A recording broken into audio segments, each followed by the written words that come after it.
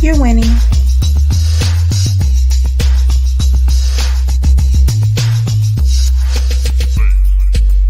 You're winning.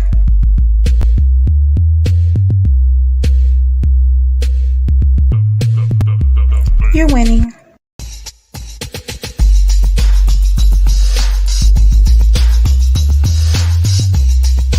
You're winning.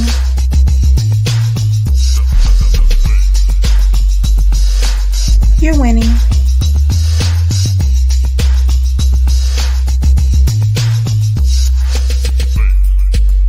You're winning.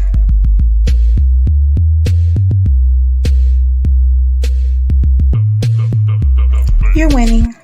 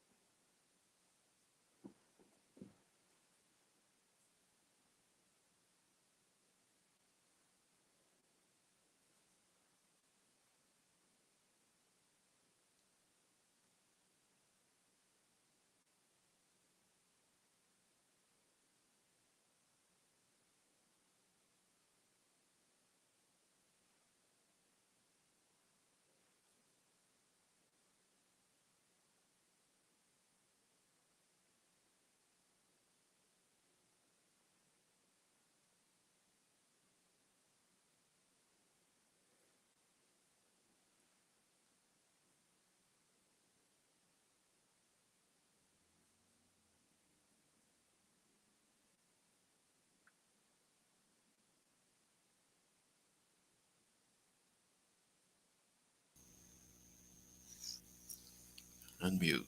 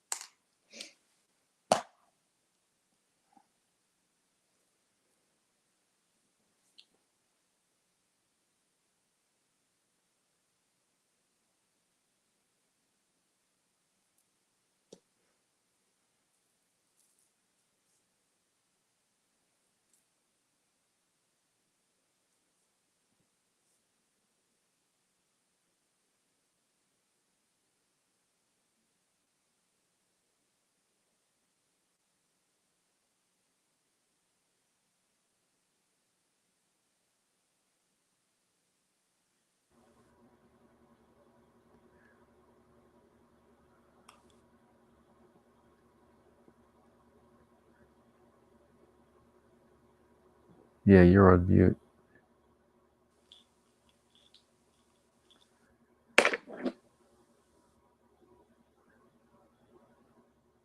You're still on mute, Pat.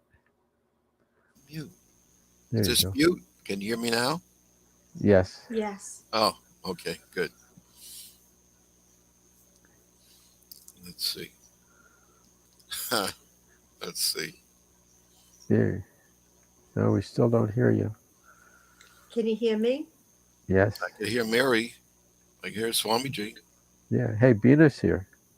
Bina Shah's here. Hey.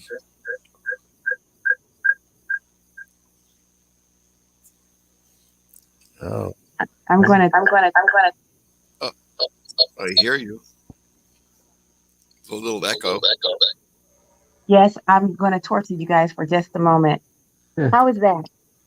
Can you Much hear me better. okay? Yeah, that was great. Yes, That's you're great. doing great. That is good. You know what? I'm doing some creative creative Get it done. cleaning right Get it now. done. Huh? Yeah, You're look, we're having a get it done kind of moment right now. You're succeeding. All right, gosh, gosh, Good. gosh. Anyway, we got. Wait, what are the angels telling you why I'm having this technical problem? just breaking it up, lightening up the mood, Yes, keeping it real. absolutely. You know what? I just tell you, thank you guys for your patience. You have been fantastic. So I just can't tell you how much I appreciate that. You know what, Swami, would you do me? Well, first, let me introduce you. Let Okay. me introduce you. Everyone, this is Swami, and he is, I'm going to bring up our poster here, our flyer. Here we go. Yeah. He is the gentleman that you see front and center right at the top of the flyer, and he calls himself the RV Psychic. Swami, where did you get that name? Where did that come from? Well, the angels. Tell me. The angels gave you that. Yeah. Well, I was trying to think of a name, and I was going putting psychic RV, but that was long. And then all of a sudden, I had forgotten about it, and all of a sudden it just came out of my mouth, RV psychic. And I go, oh. And then I heard what I said, and Okay. so Why they RV? what's that, Pat? Why did you say why RV? RV is recreation vehicle because I'm living in my trailer Okay. full That's time, all right. and I give psychic readings from my trailer. So You traveling know in. what? So do you kind of just meet people like maybe on the road and give them a reading? I'm just curious. Does that work out that way? That's a little bit. It's kind of like a little forward. It's a little bit prying into people's lives. I mean, there are TV shows that do that. Hey, I just you have a dead brother. Can I have him come in and talk to you now? He's like, I've never. Wait, there's a television show that does that. well, different psychic medium shows over the years. You'd have somebody doing that, and I mean, it's fun. It makes great TV. But I mean, that's not how you talk to people in real life, right? Right. Well, I don't. I mean, I don't know. Maybe it makes for really great TV. It might make things, interesting and spontaneous and Yeah. kind of believable. So, Yeah. Well, I mean, it would have to, like, I was at a couple of years ago, we were driving back from Florida in a horse RV, horse camper, and because the horses were in the back. And we stopped at my friend's house and we were eating dinner. And then when she learned that I'm a psychic, she like almost choked. She goes, "Wait, so you're reading, you know my mind, you're reading everything I'm saying?" I said, "No, I keep it off, until I'm working." I've heard a lot about this off and on kind of thing. I've heard a lot about this. I'm really curious about how that works. The off and the on. Yeah, but before you get into that, but Yeah. before you really get into that, please introduce your friends, your teammates that you've brought to us today, and why they are important to you. Yeah, well, Pat is, I've known him for decades now. I met him through a friend and he was interested in Ayurveda and he took my Ayurvedic practitioner certification course back in the 90s, I guess. Mm-hmm. And he's gone on, he was inspired by that and he went further into the chakras and angels and ancient civilizations and extraterrestrials and more too. I can't even think of it all. And he's a wealth of information. And even as a MD, he didn't just stop at becoming a doctor. He went on and got like an advanced doctor to study more deeply. He's a very deep thinker, and he's just a great-hearted gentleman and a lot of Mhm. fun. And he just told me the funniest joke I heard in a long time. And Mary is a new friend, a couple of months old. We met in a mediumship development circle where we practice, and we were practicing giving readings to one another. And we were talking about, I was picking up Mother Mary, the Blessed Mother, Uh-huh. and her eyes popped open. She goes, "Oh, that's so important to me." And I said, "Me too." And then she asked me about. Yeah, well, I'll let her tell her story, but uh, we um, we became fast and instant friends from that moment on. And so, exactly what is it that was important to you both? Mary, you want to tell? Well, I tell the story of how I was born and raised a New Yorker, and that Mm-hmm. makes me Yep. very, very cautious. I don't trust instantly.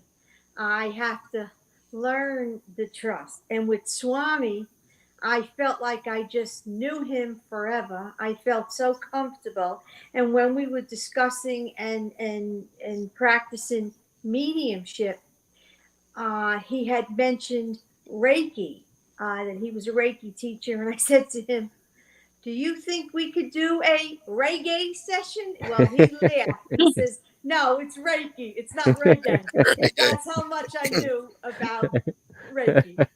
And I said to him, I would love to do it. Never asking how it works, whatever. I just trust it. When may I tell my story now? Uh, when we were able to meet on Zoom, he said to me, "Just relax and trust." And I sat back and I let him do his thing. And he said, "What would you like me to work on?" It's a healing. It's an energy healing. And I said to him, "Well, I've had MS. I was diagnosed in 2001, but I had been sick since the 80s. So I've had it a very long time. But in the interim, I had an MS attack 9 years ago on my knee, and my Mm. knee is shattered. It had locked up one morning, literally locked, and I had to pry it open just to get out of bed. Everything tore up and ripped in there. Later on that afternoon, it locked up again. And I said to my husband, pry it open. And he said to me, Mary, your knee will never be the same. And I Mm. said, just do it. I got to put my foot on the ground. And I felt everything tear. So over 9 years, it just progressively got worse. I had arthritis. I need a knee replacement, everything. So I've been walking with a cane. I also do not go to the malls anymore because I need a cart. If I go into a supermarket and I have a cart, it's like a walker to me. So going into the mall was impossible. Going Okay. in Orlando, going to theme parks is impossible. So I stopped. I stopped a lot of activities in 9 years, and it just progressively was getting worse. So when we spoke that day, he said, would you like me to do energy healing on your MS? I said, no, my knee. Uh, while he was doing his energy healing, I was praying to the Blessed Mother myself at the same time. Well, my knee, I just stretched out my leg and it let out such a crack. And he said to me, did your knee just crack? I said, yes. He said, because I felt a release at that very moment. So he said to me, would you get up and take a few steps and walk? I said, yeah, sure. I took a few steps forward. I took a few steps back. He said, how did that feel? I said, I didn't feel anything. So he says, would you stand on that leg? I said, no, I haven't stood on that leg in 9 years. I'm not going to stand on it now. He said, just trust yourself. Stand on that leg. And I said, okay. And I did. And he said, how did that feel? I said, I felt nothing. It was fine. And I'm saying to myself, this can't really be happening. This can't be happening. So Wow. I sat back down and he continued to pray. And I'm saying to myself, how could that be? Why didn't I feel anything? And I'm touching my knee and I'm not feeling any pain. And I wanted to get back up and start walking, but I didn't until he told me to. And I just continued to let him pray. And then he said to me, okay, get up again. And I did. And I said to him, I don't feel any pain. I'm not feeling anything. Am I supposed to not feel anything? What's going on? What did you do? So it was really great. And he said, just trust the process. I said, okay, now tell me, what do I do now? Do I go outside? Do I walk? Do I take my cane? I was Uh-huh. so baffled, and I didn't even know what the next step was. And he says, "No, it's 9 years since you've used it. I think you should just take baby steps and just take it slow." Well, now it's over 2 months. I have not experienced any pain. I am still walking. Once in a blue moon, I'll grab my cane more for balance than anything else. But I don't have the pain in the knee anymore. It's different. It just, I could bend it now. I could sit with my legs folded like a yoga position. I couldn't do that in 9 years.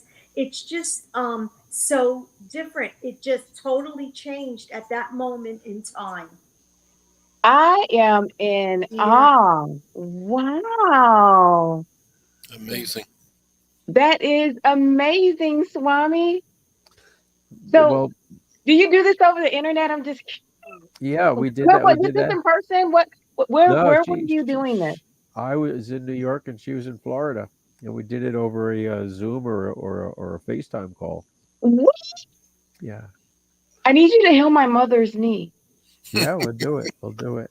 We'll try anyway. I didn't. I said I can't promise anything, but we'll try it. And Yeah. wait a minute, why? So why didn't you want him to work on your MS? Because my MS wasn't really uh, affecting my life, or wasn't really in the way of anything. It was my knee. I was debilitated. I had a disability because of my knee. I couldn't move. I couldn't walk. I was in pain every day. In But, pain. My knee I mean, would swell. It was not. honestly, I feel like Swami, if you're a knee specialist, my aunt has a knee problem. My mom has Everybody a has knee. I got a little bit of a knee problem, but I would forego mine for both of theirs. There you go. There you go. Are Yeah. you a knee specialist, Swami? Well, so far, Okay. Is this a common thing that happens with you or well, over the years, I've had various degrees, people with various things going on. mhm. Um, from like a hiatal hernia that went away. That happened all of a sudden by itself while I was doing a Zoom meeting. Uh, I had somebody who was in a coma. I didn't know who they were. My friend called me and said my friend's daughter just fell at a rock concert and she's in a coma. Can you do something for her? And I said, okay. I hung up the phone. And like 5 minutes later, she calls me back. She says, the nurses just called. She came out of the coma. And, Oh my to goodness. be clear, I don't know. I'm not doing anything. The analogy I use is the water hose. The water goes through the hose and nourishes the garden. Mhm. The hose didn't really do anything, but it's instrumental by being a clear channel that you have that connection that to spirit, to God, whatever you want to call that, and the caring, the love from God and the love for other people. And Mary Wow. and I both connected with the Blessed Mother, and so I said, I think I can help you. I think you can be helped through me. That's probably a better way to say it. Mhm. So interesting. Yeah. Patrick, you're a medical doctor. I think, It's not yes. So, possible. It's not possible, right? well, no, you're right. You're a medical doctor. What kind of medical doctor are you? I have a specialty in radiology and nuclear medicine. So, I mean, that's pretty hard nose. That is pretty doggone hard nose. Radiology, radiologists are kind of like the engineers of the medical field, in my opinion. They're very straight. It's this or it's that. That's what I like about it. That's what drew me But okay, so to that's radiology. kind of how you are. Very, very specific. There's not a lot of maybe with these guys. Okay. Right. And then nuclear medicine. Is that what you said? Yes, that's what I said. I don't even tell us about that. I don't know. Well, maybe I could describe something in layman's terms that you may be aware of. Have you heard of PET scans, PET Oh, CT okay. Yes, scans? yes, yes. Okay, I Yeah. understand that. Yeah. Well, what we do is we administer a radioactive agent, usually intravenously into a patient. Then we photograph, we we scan where that radioactive agent goes. And it depends on kind of what kind of a study we are performing, determine what kind of results we're going to get. So, for instance, if we do what we call a bone scan, we'll inject a radioactive agent that contains a phosphate compound that goes to bone. So when we image using our, it's like a giant Geiger counter with a camera, and it records that information where the radioactive agent went in the bones. Then we look for any abnormal areas, maybe areas of abnormally increased uptake. With a PET-CT scan, which is now the rage and has almost revolutionized oncologic workup, what we do is we inject a special kind of radioactive agent called a positron emitter. I'm not going to go into that, blah, blah, blah. Anyway, it goes to where tumor is located. So initially, what we do, we'll do a CT scan, Mm-hmm. of the body, and then we inject the radioactive agent, and then we scan for the distribution of the radioactivity in the body and see where it goes, whether it goes to bone or liver or lung tumor. Mm-hmm. That's Mm-hmm. in essence what this is all about. And so, I love learning new things. As a physician recruiter, I've recruited so many different kinds of doctors, but it, and I've done a lot with radiologists, but I don't think I've ever done anything with a doctor with nuclear medicine. So if you were only, what kind of doctor would that be specifically? Well, you can work in a hospital, But no, like university. if you work in radiology, you're a radiologist. So if you work in Oh, nuclear medicine, you are a, it's usually in a subspecialty of radiology. oh, okay. Usually we're in a radiology department, although some internal medicine departments have a nuclear medicine department, but it's primarily a subdivision of radiology, diagnostic radiology. Although we do some Okay. therapies as well, but that's Okay, so you don't generally become go into nuclear medicine by itself. well. Let me put it this way: when I was in medical school, I wanted to become an internist, maybe become a cardiologist. So I took a straight medical internship, and it was kind of disappointing and confusing because we would admit patients to the hospital, work the patient up for a week, and still Mhm. not know what was going on with the patient. Mhm. And hopefully the patient wouldn't die on us in the interim. So I thought for me to learn to become a cardiologist, I should first learn how to read a chest x ray. Mhm. I decided to take, now at this time, I already had my internal medicine residency all set up for when I finished my internship. So I decided to take a month elective in radiology. Mhm. Well, I was there 3 days or so, and I was saying, what am I doing? I love this because Okay. in radiology, you put up a chest x-ray, it's normal, take it down. Put up another chest x-ray or the congestive heart failure or patient has this, patient has that, you make a diagnosis. Next, it was very analytical and very informative, if you know what I mean. Most of the difficult cases of the hospital come through radiology, and usually we make the diagnosis in radiology. I've been accused of being too analytical, and I think Mhm. that's my problem. I have to analyze everything. So radiology fit me to a bill. And then when I was in radiology, we found we had an excellent nuclear medicine department, which was a part of radiology. So I stayed on an extra year and took a fellowship in nuclear medicine. And Okay. that's So where it led me. right.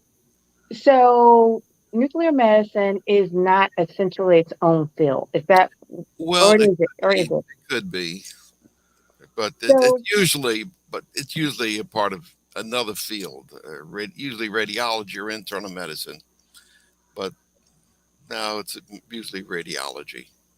you know what? I'm gonna put a pin in there because really, honestly, I could. I have a whole line of questioning about you, those credentials, but everyone's here to kind of understand the nature of talking with angels and um, the metaphysics of that. And so I just want to again welcome every one to another exciting episode of Epic Understanding. If you've just gotten here, it's been exciting. We've had fun. Technical issues. We've had a healing story from Mary, and Swami's been talking to angels and deciding not to heal people on the side of the road. It's been If I have a flat tire, yeah, okay, I'll help. right. It has been magnificent. And Patrick and Swami have known one another since the 90s. He bumped into Mary somehow. Wait a minute, where'd you guys meet? Because she was in New York and you were in Florida? Or Well, where were yeah, you? Vice yeah, the versa. other way around. But we were in a Zoom class. Oh, you were in a Zoom class, and she's from New York. She doesn't even really trust people, but she loves Swami, and he decided to heal her. Bada bing, bada boom. He sprayed some of his garden hose, water hose love on her, Yeah. and and now she can walk really well. I'm really loving this recap. I'm going to even make it worse. She decided to not have her MS healed, but she wanted to have her knee healed because her knee was keeping her from going to the park. There you go. In That's it. case you missed it, that's She kind did. of a hilarious breakdown of what's been going on, but it's worth the rewind if you're just joining us. So, thank you. I got one more question for Patrick. Patrick, you have a PhD. What is your PhD in? It's in Ayurvedic medicine, thanks to Swami G. Back in the 90s, I was actually taking a course in hypnosis, hypnotherapy, and Hmm. somebody asked me about Ayurveda, and I said, "What? Ayurveda? What is that?" Anyway, I started to do some reading and research into it, and I found a store in the next uh, city over from me that was an Ayurvedic store. So I went there and I met the people, and Swami G and I have had a very close mutual friend, Bharat, and he, this other fellow, Bharat, the Indian fellow, he and I would go on weekends to visit Swami G in Bayville, New York, to study Ayurveda.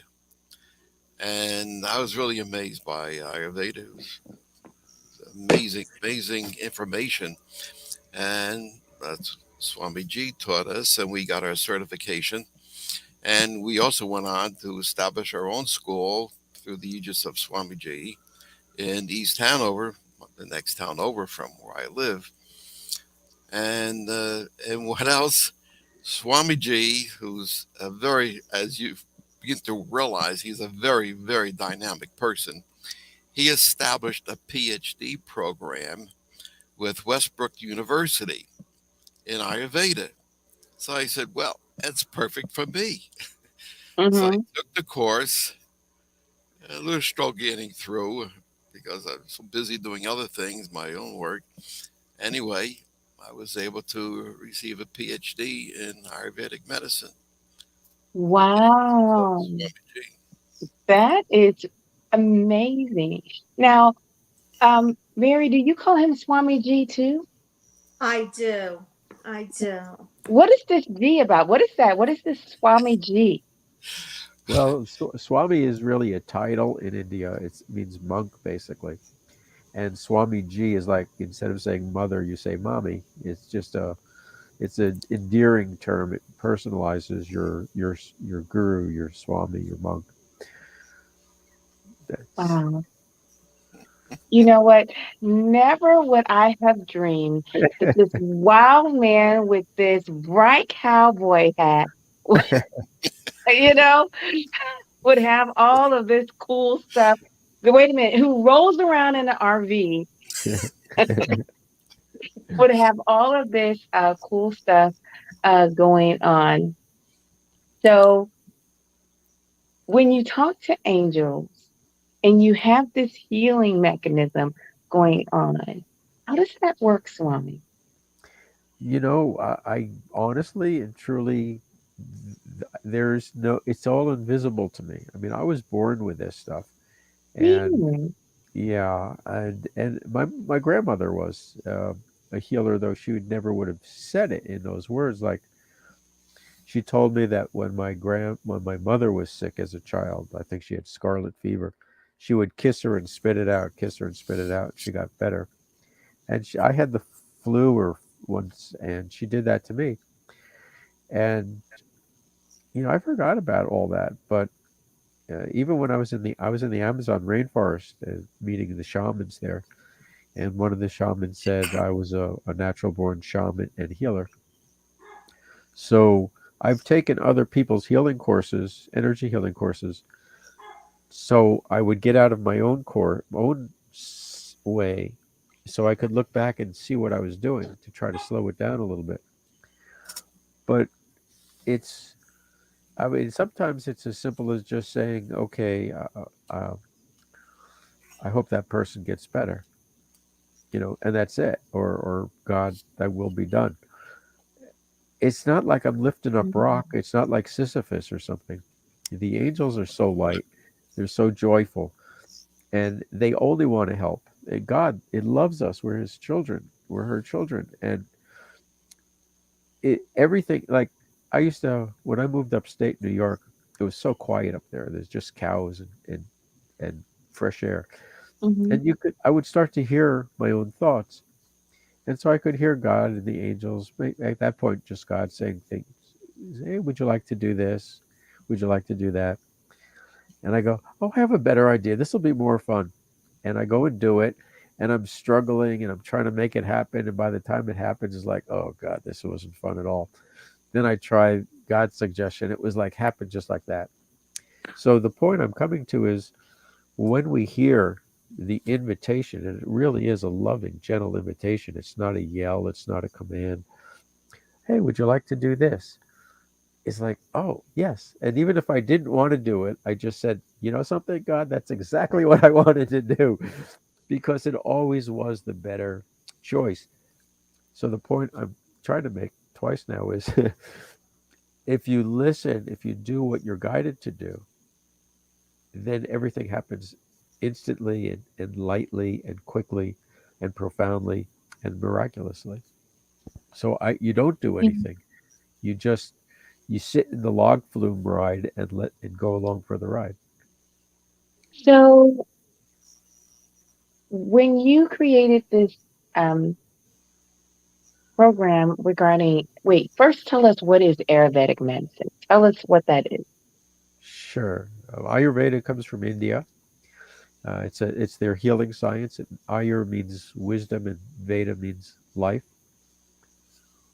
And oh, the screen changed for a minute, so I just said, "What happened there?" You know what? I was so interested in what you said. I wanted to get you a close up. This is your Okay. close up. All right. I know that guy.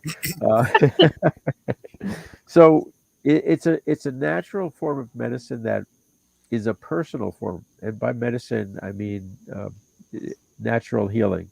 It's not like Western medicine. And Hmm. instead of saying like apples are healthy, everybody eat apples, they say, well, apples are have certain quality, and they can, for some people, there's air people, fire people, and water people. Let's keep it real simple, constitutional wise. And the foods are the same thing: air, fire, and water. And disease is nothing more than an excess or a deficiency of one or more of those elements. So if you eat an apple is air, has air energy, and you're an air person, you already have air. Air plus air means too much air. So that could be gas, it could be spaciness, it could be dryness, like brittle bones. Too Hmm. much fire. If you are a fire person and you eat garlic and onions, that's fire on fire. You can get heartburn, you could get hot temper, and water people, too much water, the water retention, sluggishness, lethargy. and it was such a beautiful system. It personalizes it for a person, for a human being. And was very drawn to it. And one day I had the flu, and I bought some of this Ayurvedic herb powder, and I put it in my mouth. I washed it down with water, and all of a sudden my body like straightened up. Like I didn't know it, but I went like from here to here, and I didn't have the flu anymore. And I said, well, first off, the flu is not a bug that went into me. It was just an imbalance in my system. And secondly, I got to find out more about this because I never had a healing that fast for anything. So that's how I got into it, and that's how it works in a That is nutshell. one of the most interesting things I've ever heard. Yeah. How do you decide whether you are a air, fire, water, and is there what's the other one? Earth or no? Uh, no, for the simplicity's sake, it's those three and combinations of those three. Okay. So how do you know which one you are? Well, the simple way was kind of just saying if you have gas, dry skin, um, you're probably at least partly air. If you have a hot temper, if you have a heat rash, you know, then there's probably heat issues. So it's really common. It's really common sense if you just like, look at it in that from that point of view. And then there's ways you can. There's a self test that uh, people have, and they're free all over the internet. You can take one, and you'll learn who you are. And then for the Ayurvedic practitioners, they'll take certain pulses and tell you what your constitution is. So can you tell via the internet, like were you able to tell what Mary was? Oh, I didn't use Ayurveda for Mary.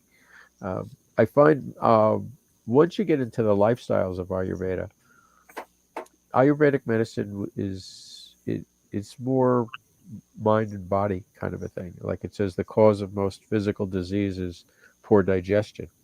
Yeah. And when I was, you're saying yes, like of course, but like even 10 years ago, Western medicine laughed at that idea, and now it's the whole gut biome. But that came out of Ayurveda 10,000 years ago. They knew this. It's pretty fascinating. Well, no, And I'm just really saying yes, like I oh agree. I yeah, really agree with you there. yeah. But 10 years ago, you would have been an outcast. If Pat said that 10 years ago, they would have booted him out of the hospital. Oh my goodness. Do it even today. Maybe so. Maybe so. So I'm curious, um, Patrick, what do your other physicians say to you about like this idea of using this kind of healing? And by the way, you have a friend here. You have Shirley uh Bakoti. Did I say that right? Called? Yeah. She's Yes. Cheryl. Cheryl. Cheryl. Hi, Cheryl. Yeah, Oh, Cheryl McCode. Cheryl was actually our secretary a number of years ago before she retired in our Department of Nuclear Medicine. Well, she loves you. She loves you. Oh, she's wonderful. We miss her. She, yeah, That's really. awesome. But tell me, what do your other physicians say? Because a lot of physicians don't even really believe in this type of healing. Well, if they are of the Indian background, most of them love it. But Okay. other than that, even some of the young Indian doctors that come through know very little about Ayurveda. yeah. Hmm. But I think I got to do a whole show on Ayurveda because I think, am I saying it right? Ayurveda? Yeah. Ayurveda. Ayurveda. I got In to do fact, a whole show on that. I'm giving a 3 hour lecture on Ayurveda on this Saturday at a yoga center in New It's very Jersey. interesting. Now, how did you get that program?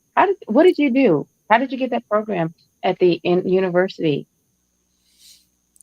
I mean, the PhD program? Yeah. I was, Well, my friend Swamiji, he well, that's is what the I'm asking. I'm asking program. Swami, how did Oh, you get that? How did you get that program? I don't remember how I came across Westbrook, but they were a very interesting university that they offered all this holistic nursing and a very cutting edge holistic things where you would actually have to that regular universities would not offer. And why did I do that?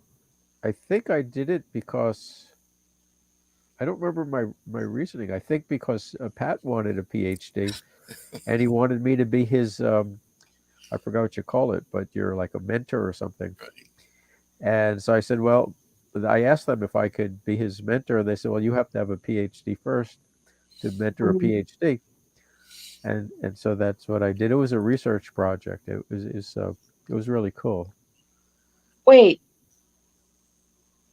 say that again about the being a mentor, and then who had to have a Oh, PhD?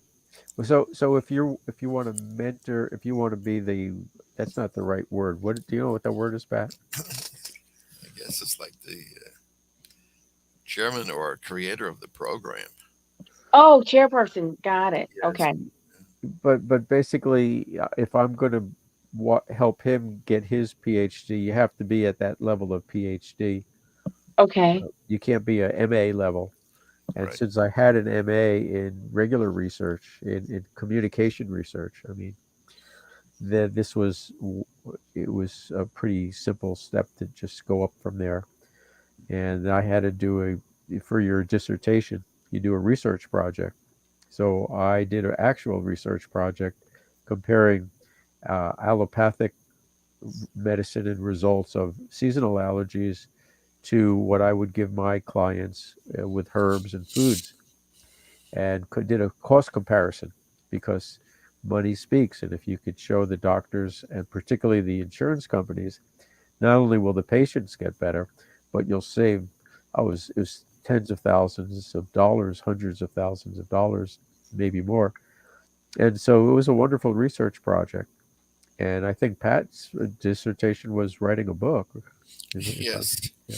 Well, the dissertation was the science of the basic science of Ayurveda, but then I wrote a book after that based on my PhD thesis called Converging Paths of Ancient Ayurveda and Modern Medicine. I tried to compare the two sciences and to show how modern medicine is catching up to Ayurveda that was promulgated thousands of years ago.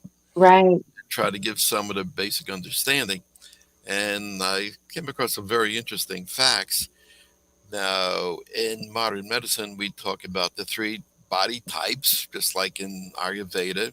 We call them Vata, Pitta, Kapha.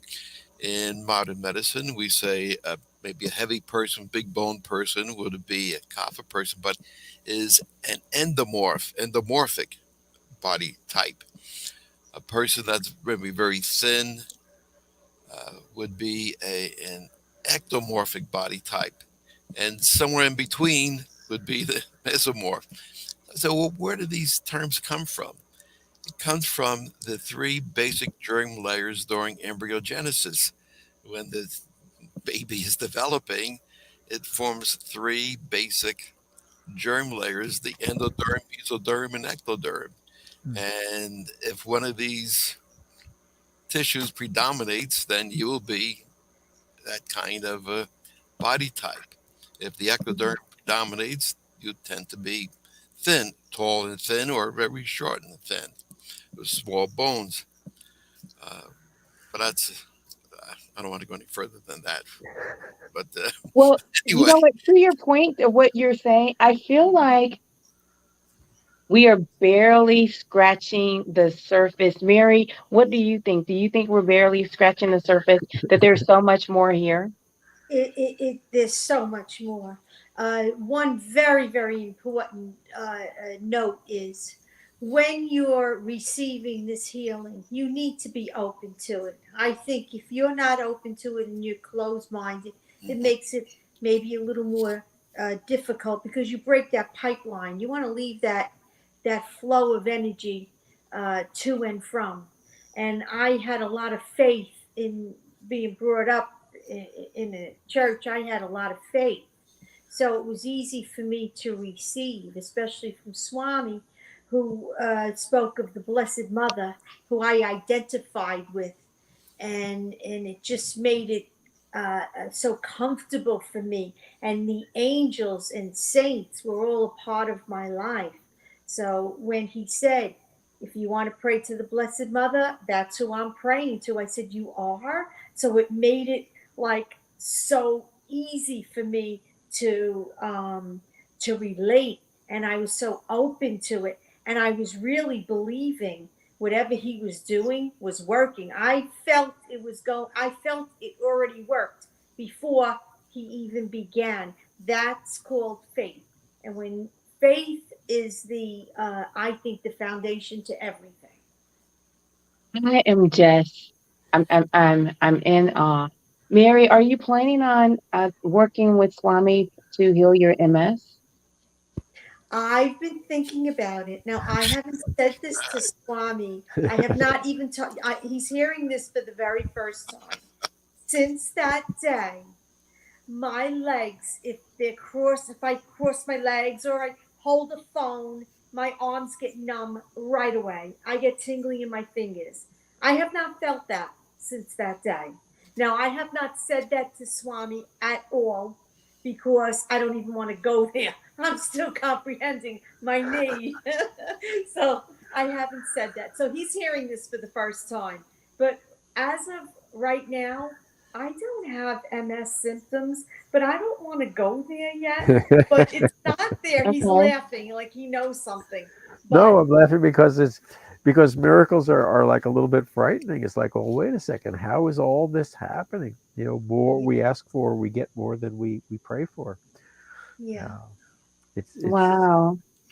yeah. and I just Wow. want to interject one thing that because we were talking about the Blessed Mother, that's not my religion even. It just she came to me as a universal healing mother for me, and That's beautiful. so for those who are listening to Mary who's talking about church and all, I didn't grow up in that religion. I grew up in the Jewish religion, and all I know is like when I had a past life regression, Mother Mary was there for me, and in my life she comes to me and blesses me and loves me and unconditionally. And well, I'm not going to ask her what her religion is. I'm just going to hug her and say thank you. I love you too. Swamiji, would you please be kind enough to drop your contact information where people can Oh, get in contact with you? All of you, if you want people to, Mary, Patrick, if you want people to get in contact with you, please drop your contact information in the private chat and then I will post it for you. I'm going to drop it in the regular chat for you. Everyone, you are on a fantastic episode of Epic Understanding. My mind feels like popcorn. I am just, my heart's drooling. I'm going to, ask these guys to come back because I'm barely getting out the hundreds of questions that are in my brain. So please, please, please, guys, I'm going to ask you to come back. But I'm so glad that you brought up the religious portion of this because you're saying that the Blessed Mother, you grew up being Jewish, yeah. and this person just came to you. Okay, so to you, you calling her the Blessed Mother? Is that Mary for For you? me, for me, there's if you've studied anything called the ascended masters, and that would be Jesus, it would be Buddha, it would be people, human beings who elevated their consciousness so high they in heaven, so to speak, they maintain a guidance over us people on earth. Mm-hmm. And so there is someone called the Holy Mother who's considered a ascended master who lived supposedly way before Jesus and Mary. And Mm-hmm. that's who I feel it is for me. I don't know, it's just a feeling, a knowingness. So is I this the same person you thought it was, Mary? Is it? Yeah, I don't think it matters. I think her energy is her energy no matter what you yeah. want to call it, how you want to look at it. Her love, she says She has said in the past, if you knew how much I loved you, you would weep for joy.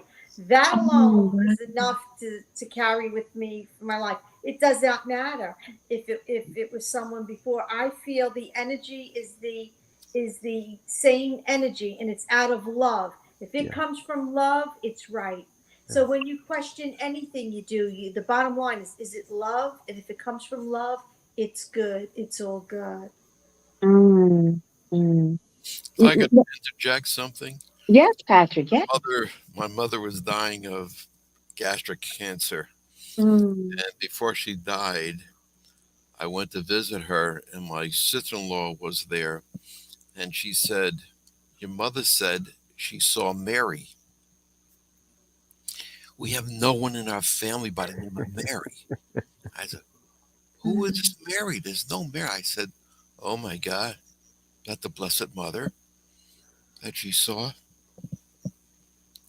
She did belong to the Rosary Society, uh, before she got sick, and I think that's who she saw before she died.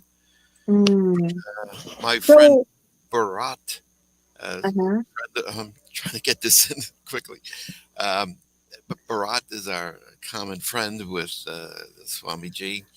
We were very close, and he had moved back to India, but he came back to visit, but he was sick. I went to see him in the hospital, and he just didn't look right. And he told me that a few years earlier he had to have a cardiac surgery, but while he was on the table, he said he died, and he there was no anxiety or fear or anything. He said, but he saw his two, say, spirit guides, and they told him, "Well, it's not time yet. You have to go back." So then he was resuscitated, and he said the thing I noticed was they didn't have any feet or legs. Well, if you're a spiritual being, you don't need feet or legs. Mm-hmm. So people say, well, how could you prove that they were spirits, that they were angels, whatever you want to call them? Uh, Mm-hmm. this fellow died. A very close friend of ours. I mean, he doesn't make up stories. Uh, Mm-hmm. and he died, and he saw his two guides. And ever since I've been thinking about that, I've been thinking about the prayer we learned when we were in grammar school, in Catholic grammar school, the prayer to our guardian angel. And I tried, I went crazy. What was that prayer? I haven't said that in years. We used to say it all the time in grammar school. So as I got older, I said, nah, it's no guardian angel. That's a lot of nonsense. But things happen in life, and you wonder, gee, was there somebody or something that prevented me from getting hurt or dying or helped me here? So, talking with Swami Ji, he was talking about the angels. One night before I went to bed, I said, if you're really there, my guides, my angels, my spirits, give me your sign in the morning. Testing them, which is terrible to do. That morning I got up, I looked out the front window, and there was this beautiful crimson cardinal bird on my front fence looking at me. Mm-hmm. That was very inspiring. Then the craziest thing I said one night I went to bed, I'm really testing my angels. And I looked out the window at night and I said, show me a big light in the sky uh, to prove that you're there. I said, that never is going to occur. 2 nights later, you're on the radio. Look out your window tonight. Look at the aurora borealis in the sky. Wow. Uh, Wow. there are so many stories like that. Listen, I love stories where God shines bright. What you're saying, this idea of the Blessed Mother, it's a new idea to me. The only Blessed Mother I've actually ever heard of is um, Mary, Jesus's mother. But Swami, you're saying that it's someone different than that. And I also noticed that you said God was a woman. Well, I this is my own personal uh, feeling that there's a male energy of God and there's a female energy of God. And for me, this Mary entity, you could call it anything, for me a female energy of God. It's half of the whole, and both are.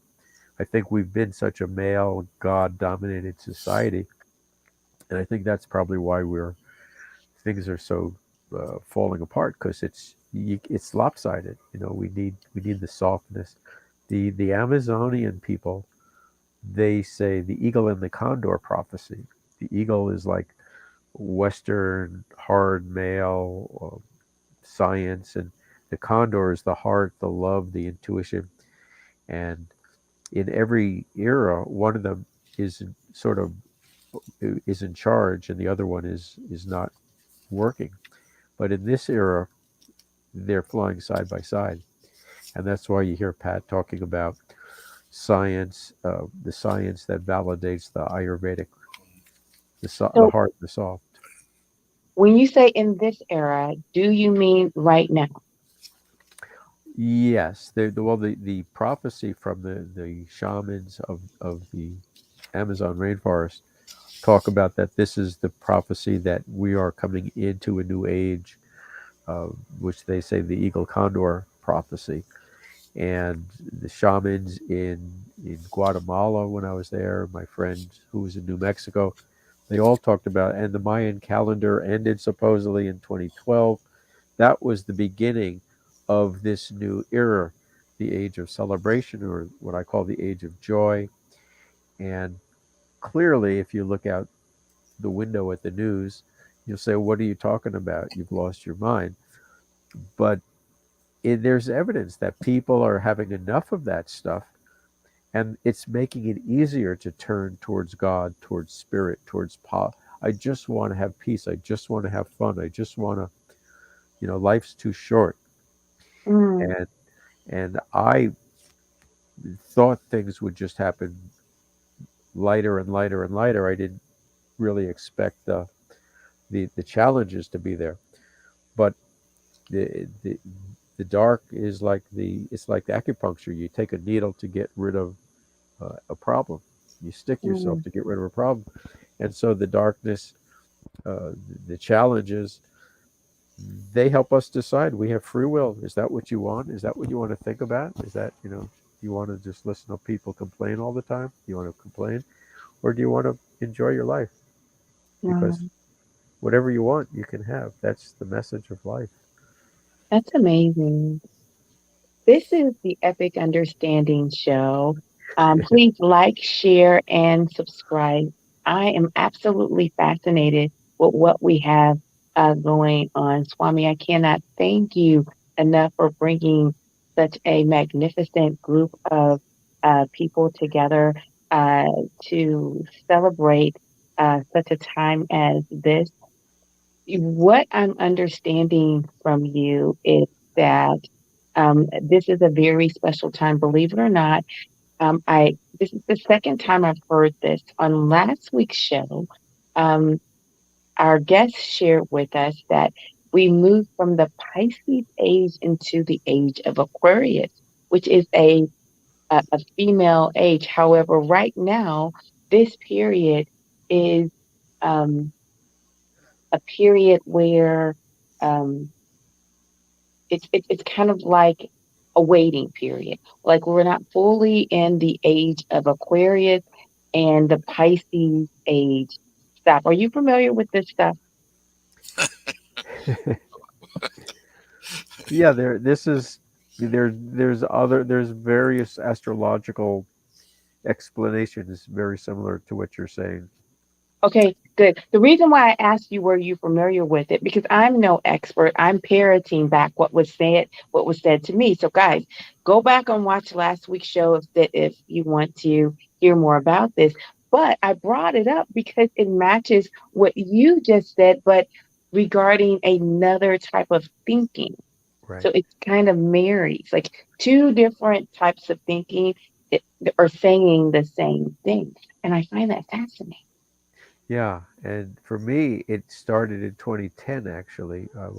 Okay. January 1st, I woke up from New Year's on New Year's Day to Hmm. a dream that I was in an elevator, the doors open, and there was Eden, paradise, and all along the treetops were the angels, all the Hmm. way down, and they were singing 2010 is 2012, telling me that the age has started 2 years earlier. And I wrote a song about it, and for me, everything has to come from God. And then eventually, God said to me, "I want you to meet more of the family," and He introduced me to the angels.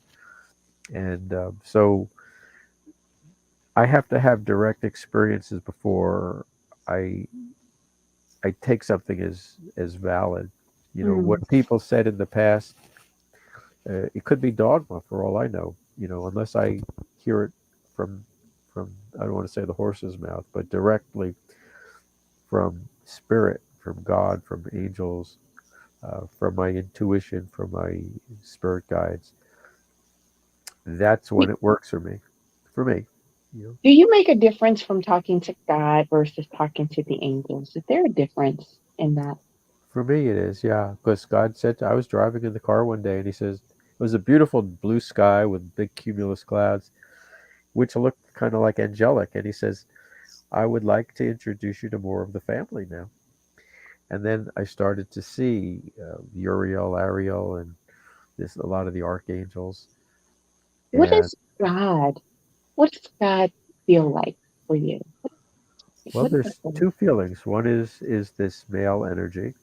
It's powerful, but it's not. It's loving and it's gentle and it's patient and it's has a great sense of humor because of all the stuff I don't listen to. and uh, and then there's this mother side, and it's unconditional love. Mhm. It's another way to go about life. It's curved as opposed to direct. That would be the best description. The male seems to be direct, and the female seems to be curved. Uh, Mm. it, Interesting. understanding versus uh, knowing. I don't know. I'm just saying some stuff that comes out. Hmm. I'll have to explore that more. Um, I'm going to ask you shortly here about the top things that the angels can help us with, right?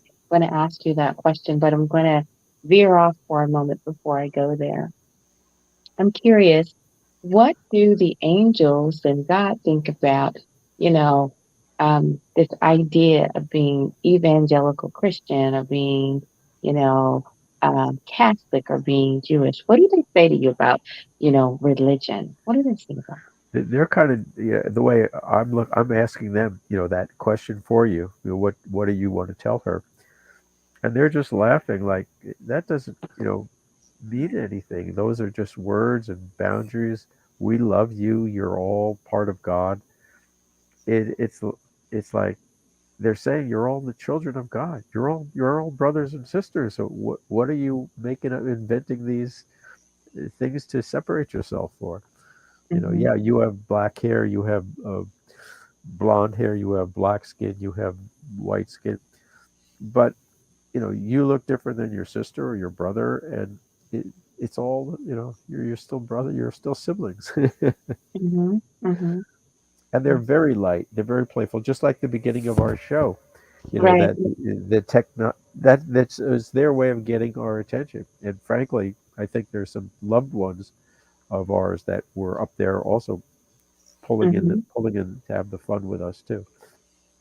You know, I take it in stride. It worked out just fine. I had to be creative, right? You know, I definitely had to be creative to make it work, but it's working. I've never Yeah. used this solution before, but I'm using it now. Patrick, you look like you have something that you're dying to share. What's on your mind? Is it written all over my face? Huh? It really is. What is on your mind, dear sir? There's so many things. First of all, uh, sometimes we think we're all alone. We get depressed. We're never alone. We always have our divine spirits with us. and we should talk with them, and they will help us. You may hear them say something, you may not, but they guide us. They guard us. They protect us. Should always ask them for help, whatever you need. I've done that several times, and they've come through for me. Amazing. But I think the most important thing is you should always thank your spirits. Mhm. Ask Mhm. them, you, please, can you help me with this? If they help, you always thank them. They love to be thanked. I think that's very, very important. Uh, Mm. I am going to share that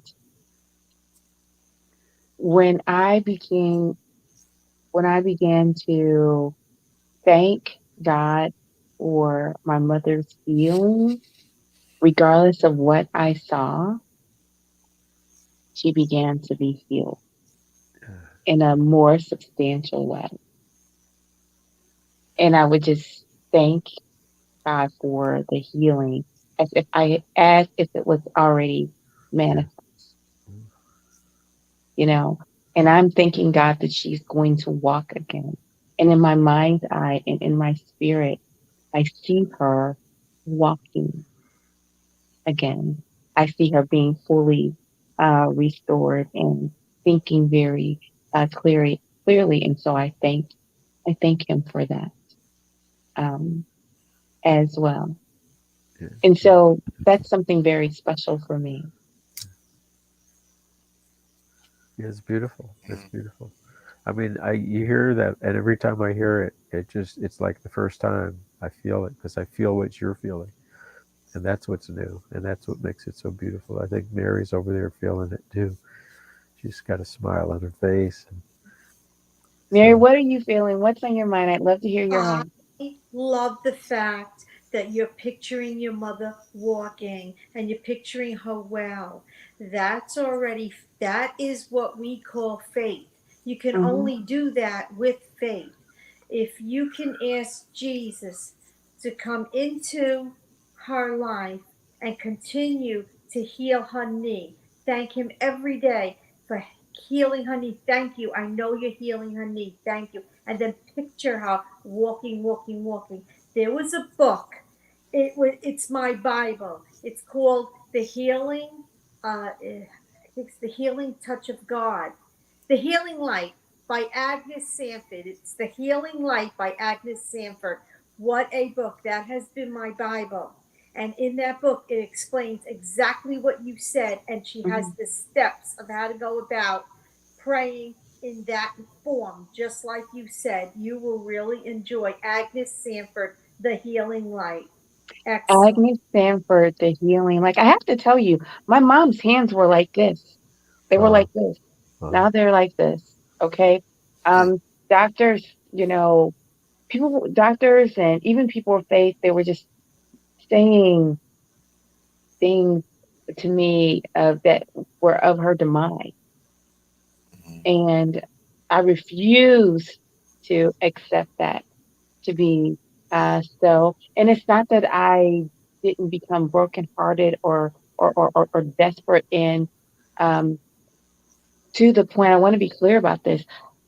You can look. I published it. I wrote a article about how much pain I was in, that I felt that I was going to die, or I understood why people committed suicide. I mm. was in that much pain because I couldn't get away from the pain. I couldn't get away from it. Have you ever had like a pain in your body that even when you slept, you could feel the pain, so you couldn't really get rest? That's how bad my soul was aching. My heart was aching. I could not get rest, and I wanted so bad to get away from the pain of when my mother was first pronounced ill. It's been a very, very long road, but it was only my relationship with God. So it wasn't the knowing God, it was having a relationship with God. When I got to the end of myself and I found a relationship with God, is when things began to change for me. So I'm so thankful for that, and I can't help sharing that. Thank you guys for listening Thank to you for that. sharing. That's beautiful. Um, I will ask my question, and I'm going to get at least one from Patrick and Mary, but I'm going to go to Swami. Swami, what are the five things that angels can help us with? All right, I'm going to ask them to answer that for you. The first one is laughter. They'll help Okay. you laugh at the darkest time. They'll help you laugh and Yeah. realize it's nothing, you know. Yeah. So, Okay. second one is they're telling me children. The angels are childlike and they help us become childlike. I'm hearing this as I'm speaking it because I don't I know what I'm see. saying. The third one is, I don't know, automobile. What does that mean? Drive. They're in the driver's seat, and when you're driving, you you could just, like Pat said, just ask them to be there with you and protect the car. But also, they're in the driver's seat of life if you let them, and you just go along for the ride. So that's what, three now. That's three. Number four is, oh come on, now they're just playing with me. They give me weird things. Kangaroo. I don't know what that means. Oh gosh. Angels are the kangaroos. Um, okay, so like kangaroos come from Australia. It's upside down from where we are. So they help. They turn your life upside down and for the better. Like my cats here, my little kittens came in my life and turned my life upside down and for the better. And that was a stretch. Angels. Okay. And I guess one more, like ice cream cones and the vanilla ice cream cones. So that's pretty self-explanatory. Oh, okay. Okay. Very interesting. I completely did not expect that. And I feel motivated. You said that God had a female side. And do you all know this song? I'm gonna sing it. I don't think I know the name of it, but it goes like this. He came like a winter snow, quiet and soft and slow, falling in the night from the sky to the earth below. Your voice, whether in a bush fire, your voice, whether in a war, it was soft, it was slow, it was deep, deep, deep. Anyway, it speaks to the gentleness of God. Very good. Very Yeah. good. And you can tell the angels I was singing to them. I forgot Uh, to say that. that Hope was they beautiful. receive that. I'm sure they That love, was beautiful. Oh yeah. Oh yeah. love it. They have plans for your singing. They say. Oh, well, I'm hoarse today, and I sang anyway. So, um, I I sing a lot for no apparent reason. I make up songs constantly. Um, absolutely. That's just my jam. That's Mary, it's just part of me. I sing for no reason. Mary, what what do you think angels can help us with? What I think angels can help us with, Mm-hmm. I think when we say guardian angels, is just for that reason. They are there to guide us, they are there to help us, they are our little protectors. I call on the angels all the time. Angels surround my car, like Swami said. Sometimes I'm in traffic, and people are whizzing in and out. It's very, very congested here in Orlando. And I'll say, angels, surround my car. Angels, help me through this or help me through that. And I always feel they're with me because it's not just one. We have a collection of angels. So I Mm-hmm. always feel the angels surround us. Angels surround us because you'll always see There's not just one. There's Mm, a family. So I always feel so protected because there's angels all around us all the time. mm, You just mm. call on them, they're there. Wow. Patrick, what Yeah. can the angels help us with? I love that answer, by the way, Mary. Angels can help us with anything and everything, all the difficulties we have in our lifetimes, all the emotional problems that we have, all the difficult times that we go through as you are going through with your mother. Just have to ask. So let me tell you a story. This fellow was driving around. He was like going to a meeting and he couldn't find a parking place. So he says, "Oh, please, God, help me find a parking place. If I find a parking place right away, I'll go to church every day. I'll pray every day." And all of a sudden, right in front of the doorway, a parking spot opens up and he drives in and he says, "Oh, never mind, God. I found a parking place." Oh, God. No, you don't want to do that. No, no, no, no, absolutely not. For Definitely don't want to do that.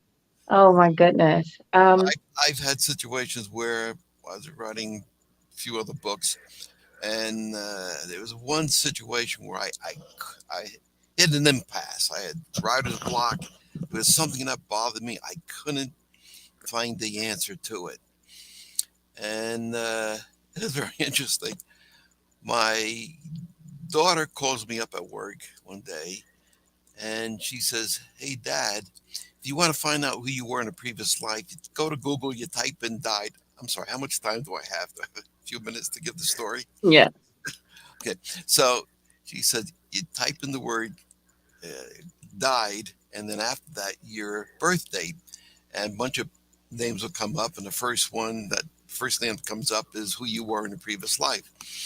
So she said, "Oh, Mom was a Danish actress and singer." And I said, "What were you?" She said, "Well, I was an archbishop in England." I said, "Honey, you're not living up to that." I heard you when you get angry. So anyway, he says, "Guess who you were, Dad?" I said, "I have no idea. I think I told you the story, Swamiji." Yeah. She said, "You're a Swami." I said, "What?"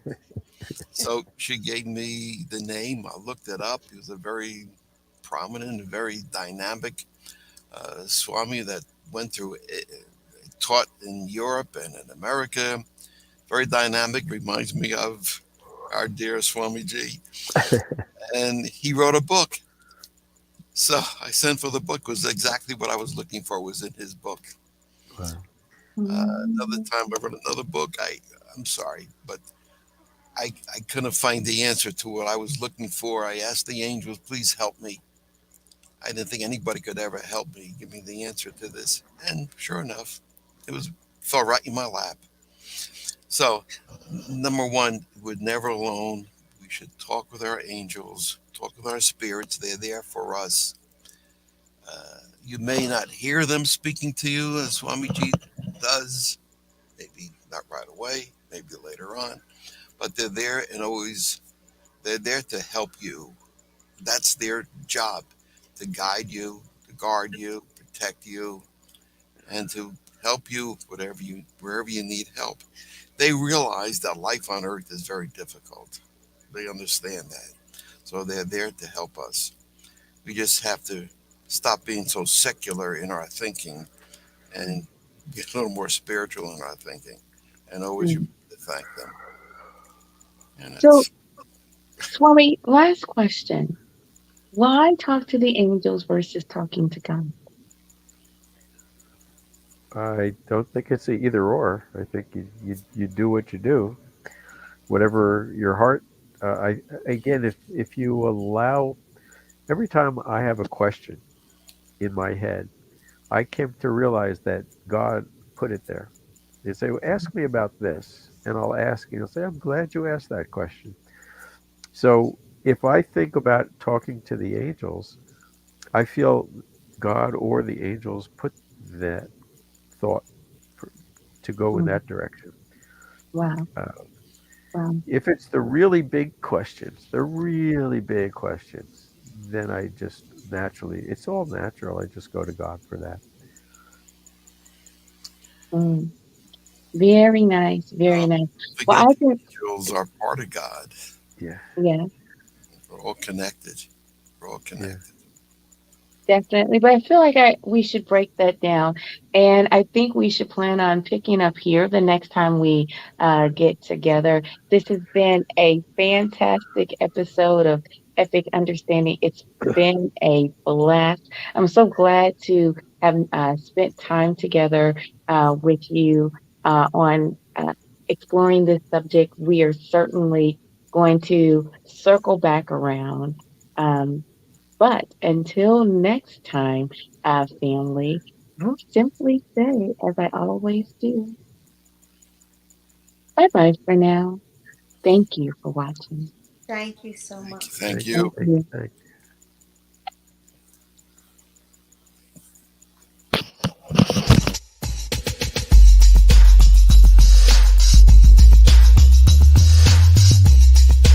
You're winning.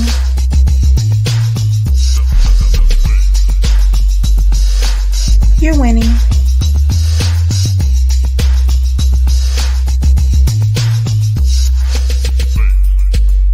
You're winning.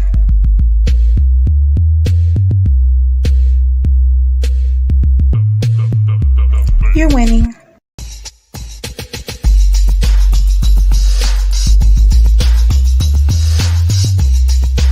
You're winning.